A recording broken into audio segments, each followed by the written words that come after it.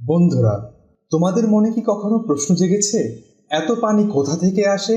বৃষ্টি কি করে হয়? মেঘগুলো কি করে শূন্যে ভাসে? এর পিছনে যে প্রক্রিয়াটি দায়ী তার নাম পানিচক্র। এসো দেখে নেওয়া যাক।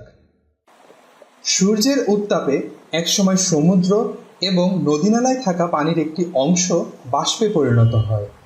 এই বাষ্প বাতাসে ভেসে উপরে উঠতে থাকে। বাষ্প বাতাসের চাইতে হালকা হওয়াতে তা সম্ভব হয়।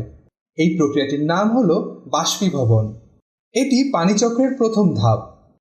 বাষ্পীভূত এই পানি যখন আকাশে পৌঁছায় তখন একত্রিত হয়ে ক্ষুদ্র ক্ষুদ্র পানির বিন্দুতে পরিণত হয়। এসব পানির বিন্দু আরও কিছু গ্যাসের সাথে মিশে তৈরি করে মেঘ, যা আমরা খালি চোখে দেখতে পাই।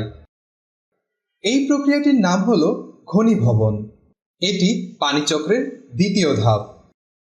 ঘনীভূত এই মেঘ একসময় ভারী হতে হতে ঝরে পড়তে বাধ্য হয়, যার ফলে আমরা পাই বৃষ্টি। এরই নাম অধঃক্ষেপণ। এভাবে করে তৃতীয় ধাপটি আবার গিয়ে মিলিত হয় প্রথম ধাপের সাথে, যাকে আমরা বলি পানিচক্র। জীবজগতের ভারসাম্য বজায় রেখে টিকে থাকার জন্য এই পানিচক্রের গুরুত্ব অপরিসীম। আজকের 1 মিনিট এখানেই শেষ। দেখা হবে বন্ধুরা আরেক দিন। ততদিন ভালো থেকো সকলে।